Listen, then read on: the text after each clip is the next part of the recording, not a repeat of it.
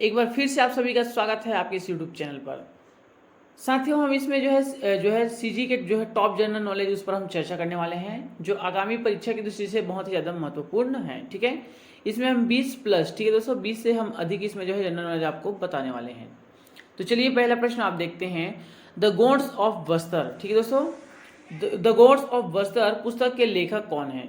तो इसका देखिए ऑप्शन में क्या दिया है, वेरियर एल्विन, दयाशंकर नाग, श्यामचरण दुबे और एसी रॉय। तो इसका जो राइट आंसर की बात करते हैं साथियों, तो ऑप्शन जो ए है आपका वो राइट आंसर हो जाएगा। ठीक है दोस्तों, वेरियर एल्विन जो है आपका राइट आंसर हो जाएगा। चलिए बढ़ते हैं अगले प्रश्न की ओर। अगला प्रश्न आप देखेंगे, प्रश्न नंबर दूसरा आप देखेंगे, बैगा जनजाति का प्रमुख नृत्य कौन सा है? जो बैगा जनजाति है, ठीक है दोस्तों, उसका जो प्रमुख नृत्य कौन सा है ये पूछा गया है। क्या कर्मन नृत्य है, शैला नृत्य है, बिमला नृत्य है या उपरोक्त सभी? तो इसका जो राइट आंसर हो जाएगा साथियों वो हो जाएगा आपका ऑप्शन डी। जो बैगा जो जनजाति है उसकी जो प्रमुख नृत्य है ये तीनों है। ठीक है दोस्तों, जो है कर्मा भी है, शैला भी है और बिल्मा भी है। तो ऑप्शन जो डी है आपका वो राइट आंसर हो जाएगा। प्रश्न नंबर 3 की ओर देखेंगे और हम आप जितने भी आपको क्वेश्चन कराने वाले हैं, ठीक है दोस्तों, वो आगामी जो पेपर के लिए बहुत ही ज़्यादा महत्वपूर्ण है। ठीक है, तो पहला तीसरा प्रश्न आप देखेंगे, इंसुलिन की खोज किसने की? तो ये इस प्रकार से जो प्रश्न है आते हैं दोस्तों कि आविष्कारक के नाम क्या है ये, ठीक है, ये इस प्रकार से जो प्रश्न है पूछा जा चुका है बहुत से प्रतियोगी परीक्षा में, इसलिए इस प्रकार से जो प्रश्न हम आपके लिए लेकर आए हैं। सभी जो सब्जेक्ट टॉपिक वाइज में हम आपको जो है प्रश्न जो है संकलन कर आपके लिए वीडियो बनाए हैं। ठीक है, तो इसका जो राइट आंसर की बात करते हैं दोस्तों, इंसुलिन की खोज किसने की है? तो प्रश्न नंबर 3 का जो राइट आंसर हो जाएगा ऑप्शन बी हो जाएगा। ठीक है दोस्तों, बेंटिंग एवं बेस्ट के द्वारा जो है इंसुलिन की खोज की गई थी। अगला प्रश्न देखते हैं क्या सही है। तो पहले आप प्रश्न नंबर 4 है उसे आप वीडियो को थोड़ा सा पॉज कर सकते हैं, ठीक है, पढ़ सकते हैं क्या सही है ये पूछा इसमें। ठीक है, राज्य विधानमंडल दोनों सदनों में जो है दोनों सदन एक साथ बैठती है। राज्य विधानमंडल के जो है दोनों सदन हैं, कौन से सदन? उच्च सदन, निम्न सदन, दो होते हैं। ठीक है दोस्तों, साथ बैठते हैं। राज्य विधानमंडल के दोनों सदन किसी विषय पर विचार कर सकते हैं। ठीक है, इस प्रकार से आपको जो है 2 कथन दिए गए हैं और कौन सा कथन सही है आपको बताया गया है। ठीक है, आप वीडियो को थोड़ा सा पॉज कर सकते हैं, थोड़ा सा समय ले सकते हैं। तो इसका जो ऑप्शन है आप देख सकते हैं यहाँ पे आपको 4 ऑप्शन दिए गए हैं। तो प्रश्न क्रमांक जो 4 है उसका राइट आंसर की बात करते हैं साथियों, तो ऑप्शन जो है सी राइट आंसर हो जाएगा। ठीक है, कथन 1 और कथन 2 जो है दोनों सही हैं कि राज्य विधानमंडल के जो है दोनों सदन एक साथ बैठ सकते हैं। ठीक है दोस्तों, एक साथ बैठते हैं और जो है राज्य विधानमंडल दोनों सदन जो है किसी विषय पर विचार कर सकते हैं। तो इस प्रकार से जो दोनों कथन है वो सही हो जाएगा। अगले प्रश्न की ओर बढ़ते हैं, ऋग्वेदा में भारतवर्ष के निम्नलिखित क्षेत्र का वर्णन है। जो ऋग्वेद है सबसे जो प्राचीन वेद है, ठीक है दोस्तों, 4 वेद में से सबसे प्राचीन वेद ऋग्वेद। तो ऋग्वेद में भारतवर्ष के निम्नलिखित क्षेत्र का वर्णन है, सतपुड़ा पर्वत का, सिंध का, पंजाब का या सप्त सिंधु प्रदेश का। तो प्रश्न क्रमांक 5 का जो राइट आंसर हो जाएगा ऑप्शन डी हो जाएगा। तो सप्त सिंधु प्रदेश का जो इसमें उल्लेख है या वर्णन है। ठीक है, अगले प्रश्न की ओर बढ़ते हैं दोस्तों। प्रश्न क्रमांक 6 आप देखेंगे, छत्तीसगढ़ में टोटम क्या है? ठीक है, जो टोटम है ये क्या है ये पूछा गया है। एक प्रकार का जो है वाद्य यंत्र है, एक प्रकार का नृत्य है, एक प्रकार का प्रतीक या चिन्ह है, एक प्रकार का जो है भोजन। तो छत्तीसगढ़ में टोटम क्या है, इसका राइट आंसर की बात करते हैं ऑप्शन सी हो जाएगा। ये एक प्रकार का जो है प्रतीक या चिन्ह है टोटम। अगले प्रश्न की ओर बढ़ते हैं। प्रश्न नंबर 7 आप देखेंगे, वसुधैव कुटुंबकम किससे संबंधित है? वसुधैव कुटुंबकम, ठीक है दोस्तों, ये किससे संबंधित है?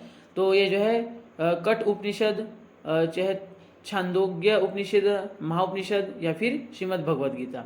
इसका राइट आंसर हो जाएगा प्रश्न नंबर 7 का हो जाएगा महाउपनिषद। ठीक है दोस्तों, महाउपनिषद से संबंधित है वसुधैव कुटुंबकम। चलिए बढ़ते हैं अगले प्रश्न की ओर। प्रश्न नंबर 8 आप देखेंगे, इसरो का मुख्यालय स्थित है। ठीक है, इसरो का जो मुख्यालय है वो कहाँ पे पूछा गया है। क्या बेंगलोर में है, चेन्नई में है, श्रीहरिकोटा में है या फिर हैदराबाद में है? तो आप भली बात ही जानते हैं दोस्तों, जो है इसरो का जो है मुख्यालय कहाँ पे है? इसरो का मुख्यालय जो है बेंगलोर में स्थित है। ठीक है, यानी बेंगलोर जो है इसरो का मुख्यालय है। चलिए बढ़ते हैं अगले प्रश्न की ओर। अगला प्रश्न आप देखेंगे, राम प्रसाद बिस्मल को किस षड्यंत्र केस में मृत्युदंड दिया गया था? ठीक है दोस्तों, राम प्रसाद जो बिस्मल जी को किस षड्यंत्र में मृत्युदंड यानी फांसी की सजा जो है दी गई थी? काकोरी, मेरठ, लाहौर या चटगांव? तो इसका जो राइट आंसर हो जाएगा प्रश्न क्रमांक 9 का वो हो जाएगा आपका ऑप्शन ए, काकोरी। ठीक है दोस्तों, काकोरी जो है राम प्रसाद बिस्मिल जी को जो है काकोरी जो षड्यंत्र केस में जो है मृत्युदंड दिया गया था। अगले प्रश्न की ओर बढ़ते हैं, सरहुल किस जनजाति का लोक नृत्य है? ठीक है, जो सरहुल जो नृत्य है वो किस जनजाति का है ये पूछा गया है। गोंड का है, उमराव का है, कमार का है या फिर बैगा का है। तो प्रश्न क्रमांक 10 का जो राइट आंसर हो जाएगा वो हो जाएगा आपका ऑप्शन बी, उमराव। ठीक है, उमराव। जो सरहू किस जनजाति का लोक नृत्य है वो उमराव जनजाति का लोक नृत्य है। ठीक है, अगले प्रश्न की ओर बढ़ते हैं। अगला प्रश्न आप देखेंगे, प्रश्न क्रमांक 11 में क्या पूछा है इसमें, गुप्त वंश के अभिलेखों में प्राप्त उदंग। ठीक है दोस्तों, उदंग जो शब्द है का अर्थ होता है तो मंत्री पद, कर या फिर सिक्का या फिर विद्रोह। जो उदंग आपको यहाँ पे शब्द दिखाई दे रहा है उसका अर्थ क्या है, गुप्त वंश के काल के समय की बात हो रही है। ठीक है, तो इसका जो राइट आंसर हो जाएगा प्रश्न क्रमांक 11 का वो हो जाएगा आपका सिक्का। ठीक है दोस्तों, इसका राइट ऑप्शन हो जाएगा ऑप्शन सी। ठीक है, अगले प्रश्न की ओर बढ़ते हैं। भारत में शिक्षा का अधिकार अधिनियम कब लागू हुआ? तो आप भली बात ही जानते हैं दोस्तों, राइट टू एजुकेशन, जिसमें जो है 6 से 14 वर्ष के जो है बच्चों को निःशुल्क एवं अनिवार्य शिक्षा दिए जाने का जो है प्रावधान है। ठीक है, तो भारत में शिक्षा का अधिकार जो अधिनियम है वो कब लागू हुआ? तो ये जो है ऑप्शन जो डी है आपका वो राइट आंसर हो जाएगा। ठीक है, 2010 में। ठीक है साथियों, ऑप्शन जो डी राइट आंसर आपका हो जाएगा। असहयोग आंदोलन कब शुरू हुआ था? ठीक है, असहयोग जो आंदोलन है वो कब शुरू हुआ था ये पूछा गया है। 1920 में, 1921 में, 1922 में या फिर 1923 में। तो असहयोग जो आंदोलन है वो जो है आपका शुरू हुआ था ऑप्शन ए। ठीक है दोस्तों, 1920 में। ठीक है, 1920 में स्टार्ट हुआ था। चलिए बढ़ते हैं दोस्तों अगले प्रश्न की ओर। अगला प्रश्न आप देखेंगे, प्रश्न क्रमांक 14 आप देखेंगे, किस जनजाति में जो है चिड़ियाघर विवाह जो है प्रचलित है? ठीक है, किस जनजाति में, सॉरी चिड़ियाघर बोल रहा हूँ, चरघड़िया। ठीक है दोस्तों, चरघड़िया जो विवाह है वो जो है प्रचलित है। चरघड़िया गोंड जनजाति में, उमराव जनजाति में, बैगा जनजाति में या फिर कमार जनजाति में। तो इसका जो राइट आंसर की बात करते हैं प्रश्न क्रमांक 14 का दोस्तों वो हो जाएगा आपका ऑप्शन सी, बैगा जनजाति। ठीक है साथियों, अगले प्रश्न की ओर बढ़ते हैं। प्रश्न क्रमांक आप 15 देखेंगे, सांस्कृतिक और शिक्षा संबंधित अधिकार किस अनुच्छेद में दिए गए हैं? सांस्कृतिक और शिक्षा संबंधित जो अधिकार है वो जो अनुच्छेद किस में दिए पूछा गया। अनुच्छेद जो है 25 से 28, अनुच्छेद 29 से 30, अनुच्छेद 31 से जो 32, अनुच्छेद जो है 33 से 35। तो इसका राइट आंसर की बात करते हैं वो हो जाएगा आपका ऑप्शन बी। अनुच्छेद जो है 29 से जो 30 के में जो है सांस्कृतिक और शिक्षा संबंधी जो है अनुच्छेद मतलब दिए गए हैं। ठीक है, वर्णन किया गया है। ठीक है, अगले प्रश्न की ओर बढ़ते हैं।